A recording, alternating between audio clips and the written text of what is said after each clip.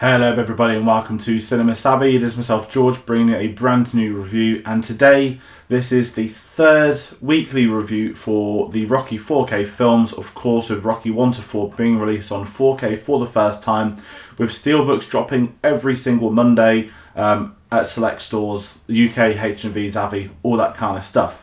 And I will be reviewing Rocky 3, which I have now. I've been very lucky. I've had another early delivery, so I've been able to watch this at the start of the weekend.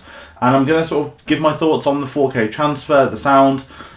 I once again say, like these other reviews, I'm not going to cover the special features, more so because there aren't really anything new. So it's not worth directing that time and attention. If you're a Rocky fan that has the Blu-ray box set, you've got previous installments, you're missing nothing. With this one, obviously Rocky 4, there's a lot more. You've got the new cut as well, which we'll get into next week. But as I kind of said, this is my thoughts on Rocky 3. And before I get into that, I want to hear from you, so please do comment below your thoughts on the Rocky films. If you picked up any of the 4Ks, if you've got the box set, you've seen all four, do let me know your thoughts on them. There's been reported some sound issues on Rocky 2 on the box set. I spoke in the review last week that mine's okay. I haven't had any issues in that sense of things, and it was the same with Rocky 1 for me, so it seems like maybe there's a few dodgy discs or whatnot. It's frustrating that the quality control isn't there. And that's something we hope is rectified and not doesn't happen again. Anyone that has picked up those sorts of issues hopefully does get it sorted and resolved. But aside from that, if I'm going to talk about this review, about this film, just quickly my thoughts on Rocky 3. I absolutely love Rocky 3. I know I've said this the last two reviews. I'm a big fan of Rocky as a series. The Creed films, 8 out of 9 of them are great as far as I'm concerned. And Rocky 3 has always been the fascinating one. Not known as the one with Hulk Hogan, of course, the one with Mr. T. But to me, this is the Rocky and Apollo Creed film. Yes, we've had them for the first two films against one another, but this is where their relationship really, really blossoms, I would say. And it leads up to the events of Rocky 4, which just make Rocky 4 seem even better because of a film like Rocky 3.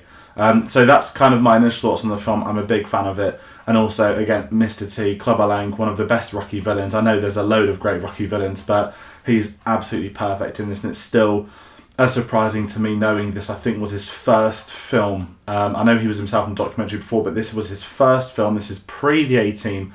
And I think he's absolutely amazing in this. And full credit for the casting team for getting him on board, for creating this character, because I could not imagine anyone else playing Clubber Lang in this kind of way.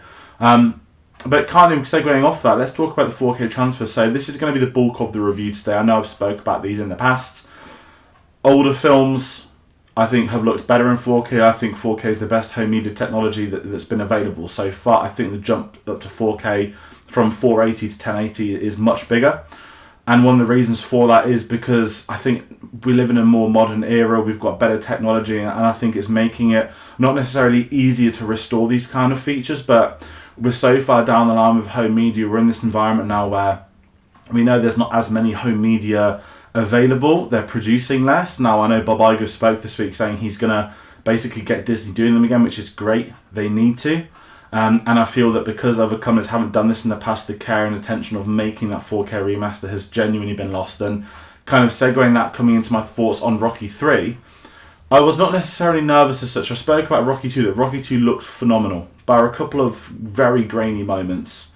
I was curious about how's Rocky 3 going to pan, because of course we are in the 80s now in regards to production. And I just want to say outright, it looked great. I don't think it looks as good as Rocky 2. Or the first Rocky film, if I'm being honest, but I think there are differing reasons for those. One thing to speak about, the 4K bringing out the best of the film, whether it's the colour grading, whether it's the environment, noticing more things, what it can do to a location and just enhance it.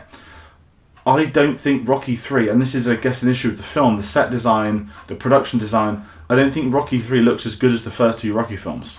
And that's kind of silly. The stuff in LA looks great. We've got the beach scenes, we've got the training scenes. They all look great.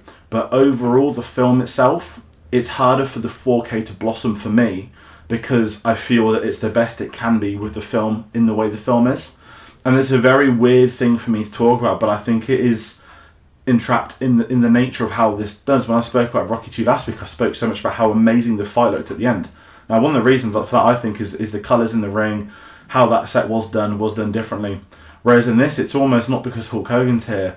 It's almost like wrestling stadiums. Like, it looks like we've got like the steel cages at the top, and it was a really interesting experience, sort of trying to figure this out. And as I'm still quite new to doing 4K reviews, there's so many more things I'm going to pick up. You know, the more films you see, especially within franchises, especially with older films, newer films, it's a really interesting concept and idea to do. But for me, I felt Rocky 3, the 4K's just got something missing because of the set design. That being said, there is no fault to the transfer itself. When we've got, like the other films, when we've got those moments, it's the fighting, it's the boxing, we can see the sweat, when they're taking the punches, you're seeing what comes off them. In this one, we've got those amazing point of view shots of Clubber Lang as well, and he just looked amazing in this. And there's so much that's gone into this 4K transfer that's done really well. And I do think this is a very good 4K transfer. I just think this is the best 4K transfer they could have done with a film like this. Now, if I'm on my own in that, please do comment and let me know your thoughts. But that is certainly something I felt watching this. Obviously, it's been different for each Rocky film. Rocky 4 I'm excited for. We've got the mountains, we've got so much stuff in there. So much, again, set design, the bright, colourful costumes. And I think just something of that was missing from Rocky 3, in all honesty. And that's been a frustration approaching this from a 4K perspective, because I've got no issues with the transfer. And the audio track itself, like we've said with every review, it's not a new audio transfer. It's obviously not an Atmos one. This is the normal one, the one that was here prior in the past, and I don't have an issue with that. It just means there's less to talk about with the sound. I'm not on the assumption that everyone has a Blu-ray, but a lot of people, I think, looking to pick up these 4K films, a lot of people that go out seeking 4K reviews are those that are asking, do we make the jump to 4K? And I think that is the most important question when we're approaching reviews like this, because this is ultimately people spending their own money. They know what film it is, they've seen the film before, or they might have seen the film before, so they want to know, is it worth me making that jump to pay that extra money to get a new version of it? And in the case of Rocky 3, it's a tricky one, because my approach, and this is how I am with a lot of films, you can see sort of box sets behind me, shelves and whatnot, I would try and pick up, if I'm going to go through a series, I'm going to try and pick up all those films again. I don't like the OCD of having 3 of them on Blu-ray, 5 of them on 4K, not that I've had that perspective yet, but I've certainly, James Bond behind me, no 4K home media releases except No Time to Die and the Craig ones. I'm not going to pick up the Daniel Craig films because I'm waiting for a complete box set. So No Time to Die sort of awkwardly sat there, and that's what's frustrating for me as someone that likes to pick up these. Rocky 3 looks fine. I don't have a problem with how Rocky 3 looks. In the grand scheme of things, I'd pick it up. And that's a polite recommendation. And if I talk about the Steelbook itself, the artwork, I know there's been criticism of the artwork. I think the Rocky 3 Steelbook is a lot better than the Rocky 2 one. The weird back of it, though, with Mick and Rocky on the bike, I just think it's very strange. I think they could have done a lot better. I kept thinking of the old Star Wars Blu-ray Steelbooks where we had like a different villain's face on each disc. I'd have loved something like the Rocky films, that if the back of the spine, we've got Rocky on the front, why not have the people he's fighting on the rear? And I think there's a lot of potential they've missed out on with these Steelbooks. That being said, I'm still going to encourage picking these up individually compared to buying the box set. I know not a lot of people might have issues just buying Rocky 1 to 4, but I'm waiting for that Rocky 5 cut. I'm waiting for Rocky Balboa. So I would like to get these individually so that I can eventually add those to the shelf, to the collection, and have that done pristine and proper. And I just hope that when they do them, the Steelbooks match. And if they do Steelbooks, that they match. Sorry, I should have started with that. And that's kind of it on that Steelbook perspective stuff. And it's weird, again, 3 reviews into this now, and it's going to be a short one. I don't really have much more to say. It's to me about recommending this disc, and I just think Rocky 3, if you're buying them at this point, you're going to get this one. Rocky 4, there's far more of a conversation to have. Again, we've got the new cut, we've got the original cut. There's going to be a lot more to talk about the disc transfer. Now, what I will say with this, again, I didn't have any audio issues. I didn't have any visual issues. I don't think there was ever a scene that was too, not over granulated. I think, again, it goes into those set designs. Just certain things don't look as good as other moments in this film, and there's a bit of inconsistency, but I don't think that's a problem of a transfer. I think that's a problem within the film. But once again, I'm recommending this. I think it's got a great transfer for the rest of it. I think that everybody looks better, and you once again asking yourself, this is meant to be from the 80s. It doesn't look like it at times.